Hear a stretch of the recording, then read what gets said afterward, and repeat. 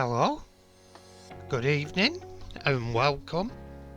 Well, it might be good morning, it's a bit presumptuous of me. Anyway,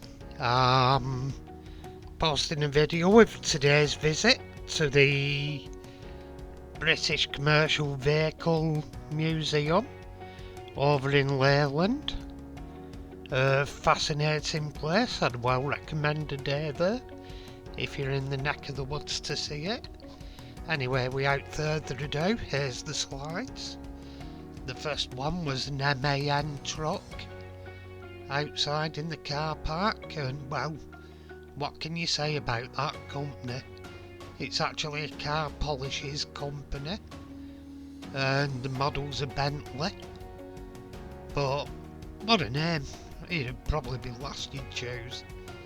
Anyway, this one's Morris Cowley ice cream van, and it's from Frederick's Ice Creams, which is a well-known ice cream shop over in Chorley.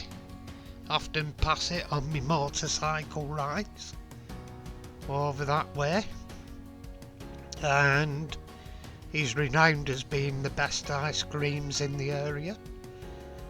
And here we have a little Morris Thow van. I've actually had the saloon version of one of them, and I preferred Mia Rugs, but still a nice little car. And the van is outstanding. I didn't particularly look closely if it was one of the fiberglass ones or genuine. I'm suspecting in the museum it was genuine. And here we have basically a bus. I can't remember what sort it was, but it looks sort of nice. And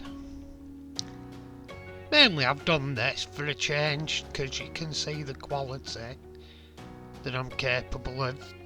It's the same camera I use for my videos, but it's a DSLR, so this is really doing the job it's intended for.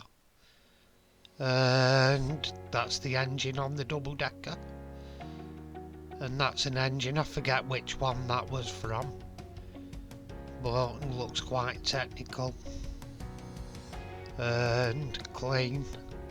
It's probably been at one point an engine that was in a vehicle taken out, steam cleaned and spread. Now this is a fascinating beast. Worked it out to be around 11 foot tall from bottom of wheels right up to top of canopy, but it's a Fowler Showman's engine, and the blue bit with the pulley wheel you can see just above the smoke box at the front, that would have had a band on it, and it drove the generator to power stuff for a fairground like dodgems, etc. And what museum would ever be complete without a collection of Matchbox? Here we have a collection of Matchbox cars in cabinets, and some of them aren't original, they code 3s. For instance, the Mercedes scaffolding wagon is in red, and this was a fascinating thing. You'll have seen Marty restore a Matchbox one recently, but it's a horse-drawn double-decker bus, and very early, very primitive but beautiful thing. Me and my friend were discussing how cosy to be in here in a winter's night, and just the oil lamp on, or even a summer's night with just the oil lamp on. But yeah, sort of cosy and intimate. And then we said it was scum class on top deck during winter. Great in summer, but during winter thrown down on me.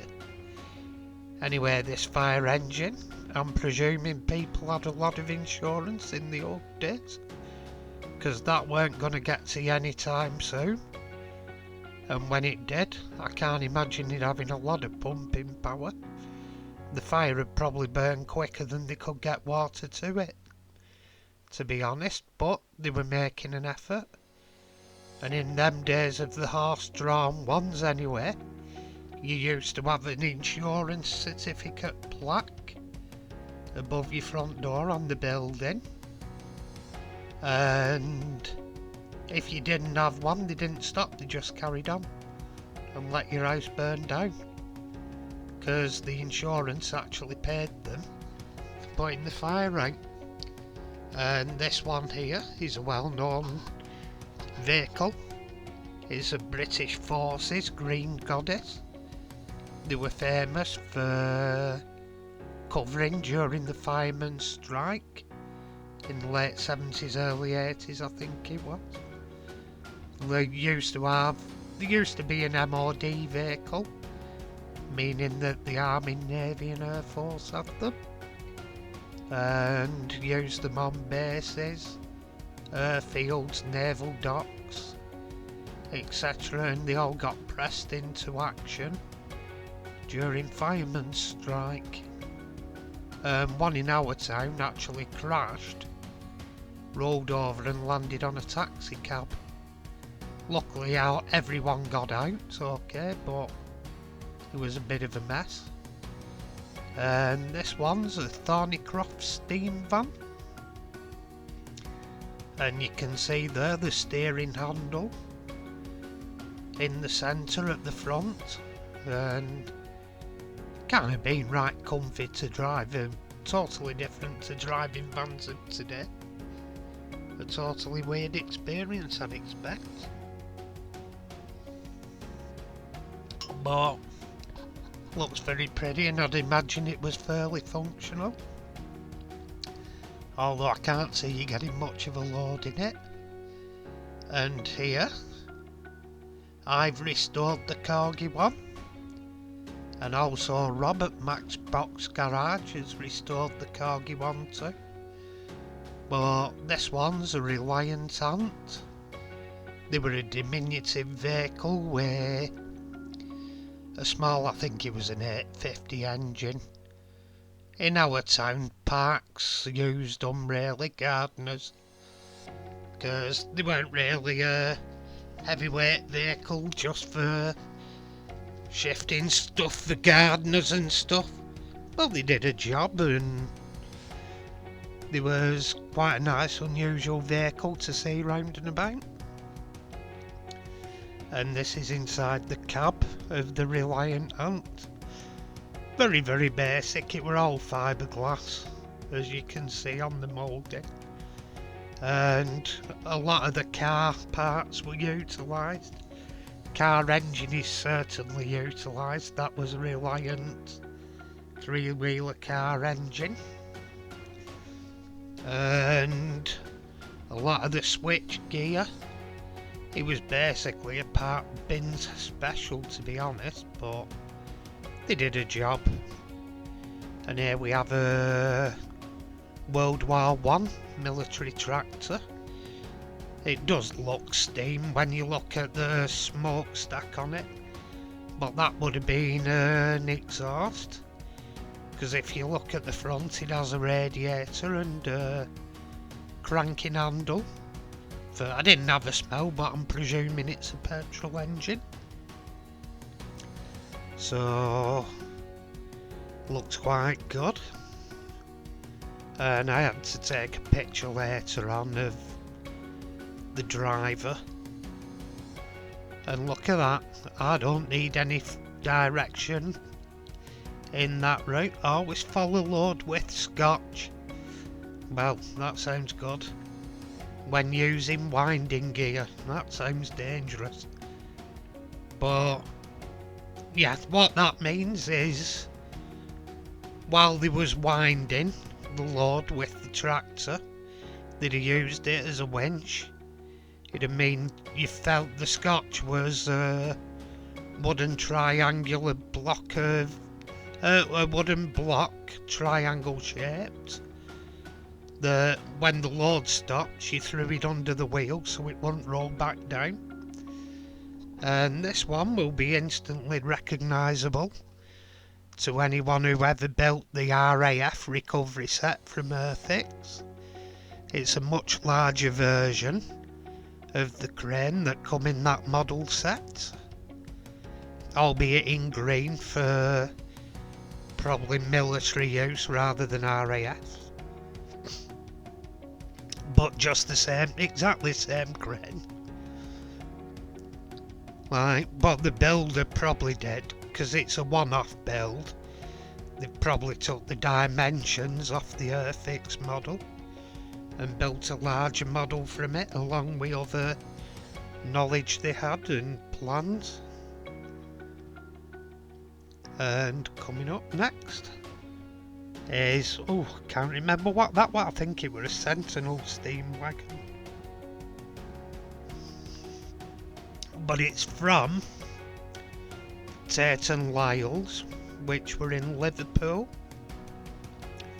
on the Pierhead, and I'm not surprised, my memory's vague, but I think there might have been one on Salford docks too. Well, they were certainly in Liverpool, and in Liverpool they actually had vacuums that vacuumed the product, the raw products off the ships in the dock, and took it into Tate Lyle's factory on the Pierhead.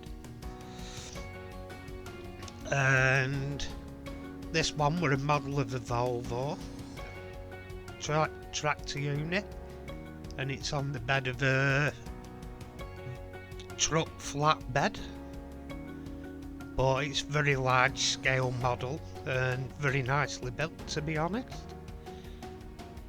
Obviously of interest to us as die-cast restorers and model builders, customs, etc. Very interesting little model. I got a rare shot of it as well. The one next to it's interesting as well, the one with barrels on back.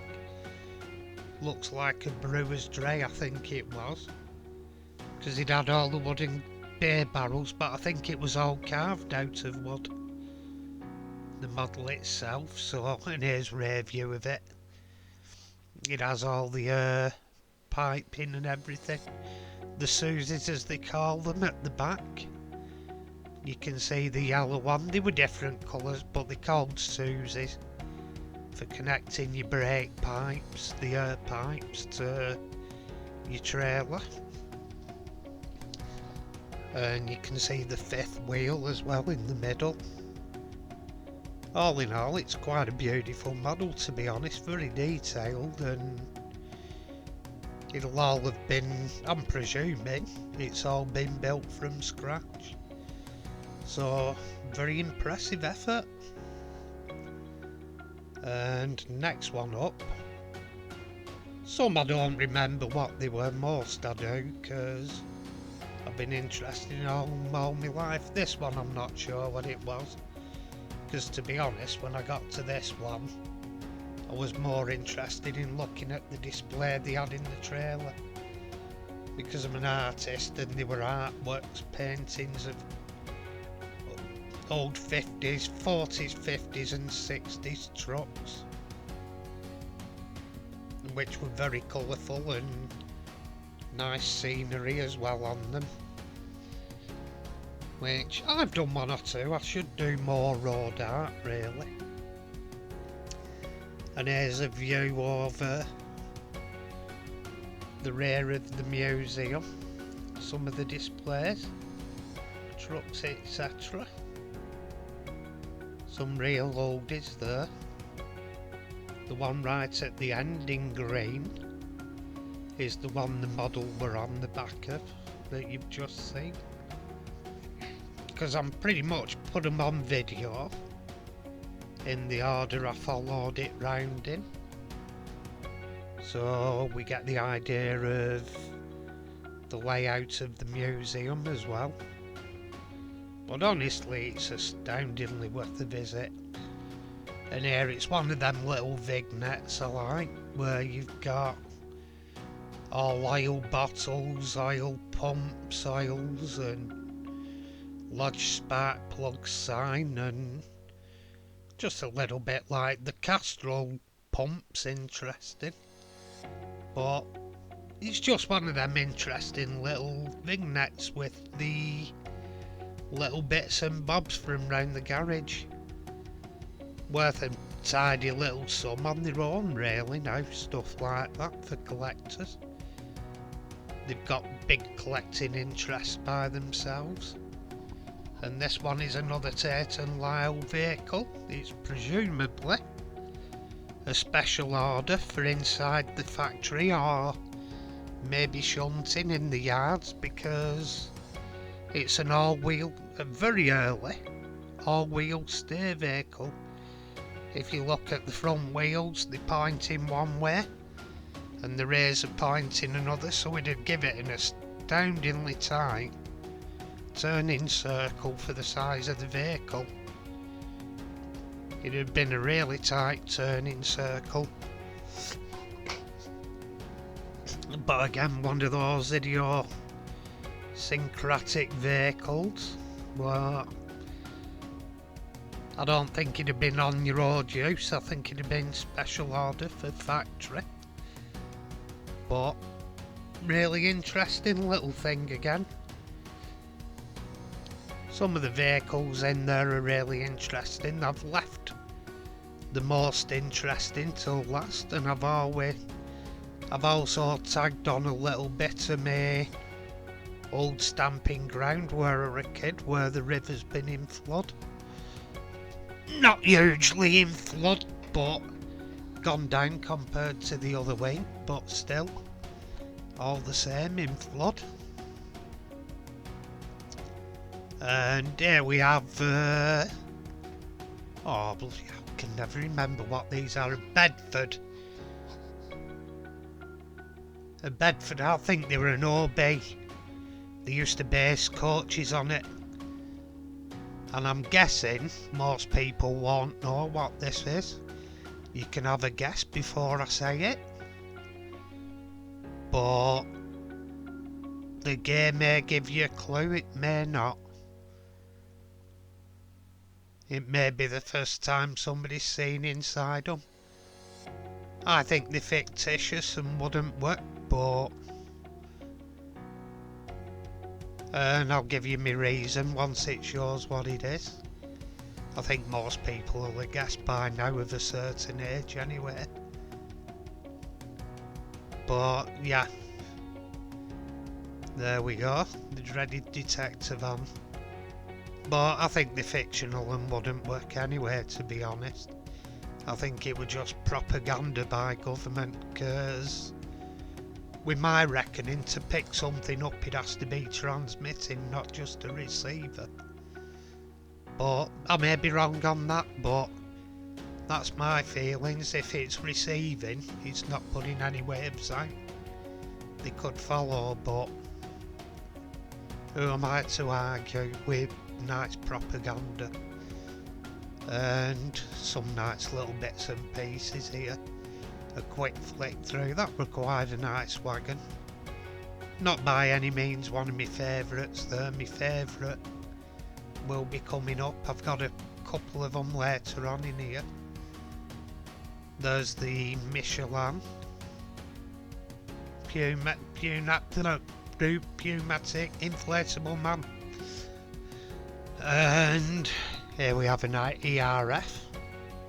They were a very pretty wagon in the day, and we had quite a few of them on our roads. And that one's quite a long wheelbase for a tractor unit, so it probably had quite heavy trailers it hauled back in the day. But what you notice is how much smaller they are compared to modern trucks. Same with cars, how much smaller they are. That's a modern ERF with the engine at the front. And, well, not the engine out of that truck, but one that he used in it, I think, if I remember rightly, from a museum. And we'll go on, there is a picture of the actual truck engine coming up next, and there you have the truck's engine, which is quite a big beast, but quite interesting. Takes me back to when I used to work on the things. Like, had a couple of jobs where I worked on trucks and I've fully repainted all the chassis and doctored them up. Anyway, here's my favourite in the museum. It would have to be a tanker. It's a Shell BP tanker. And it's actually on a Leyland Octopus truck, which was a beautiful design in itself, the Leyland Octopus. And there's the engine that had been in that unit. If I remember correctly, it was at side of it anyway, so highly likely it was. And here, this is a cute little oddity. It's about I'd say about a quarter scale of the truck, quarter the size, but to look at it, you'd think it were real. You'd think it were the real size. I mean, there it just looks like it's in a big warehouse, but... And to be honest, that truck then, the quarter size one, I've driven quite a few of the real one for a company I used to work for. And this, I'll not give any prizes for saying what it is, but it's actually a turbine engine. Similar to the idea you'd have got in helicopters. And that one, it's got Keswick as the destination. I've been there a few times. We used to hire the village hall out as bikers, and we'd stop there for the weekend, have a bit of a debauch weekend of celebration and remembering a deceased friend who died in a motorcycle accident. And this one takes me back to when I were a kid. I've had a couple of rides in them when I were a kid. And this one is actually the year of my birthday. It's a 1964 model. And the inside takes me back mainly once when I was savaged by two dogs. And it took a team of surgeons to stitch me back together. I got a police escort and I think I finished the day just about 110 stitches, I think it was. Maybe more, my memory's hazy, but I know it was over 100 stitches. I didn't personally count them, I can't remember. I know there were a lot of blood involved and a police escort, and I remember all the crowd of surgeons round me. And this one is the piece de resistance. I'm not religious, but this is one outstanding vehicle. It's the 1982, I think it was, Portmobile. There were actually two of the vehicle. This is the one that was used the least, the one that was used the most on the Papal tour, and the one that came to my area in Eaton Park in Manchester is now in Ireland in a private collection. And this is the interior. You're actually allowed to go in and sit down. I've sat where the Pope sat. That there, it's like a version of a shooting stick, if you will, so the Pope could sit down or kneel or whatever he wanted to do on it. And you've got security men's chairs and his hanger-ons, etc., or his assistants, whatever, cardinals, whatever you want to call them. It's actually a sumptuous vehicle, but I thought all the speed's all bulletproof glass around it, but you'd have thought with all that room they could have put the chairs higher up so they were easier to get in and out of. Anyway, this one's a die-cast post office collection. There's post boxes, postmen, post vans, all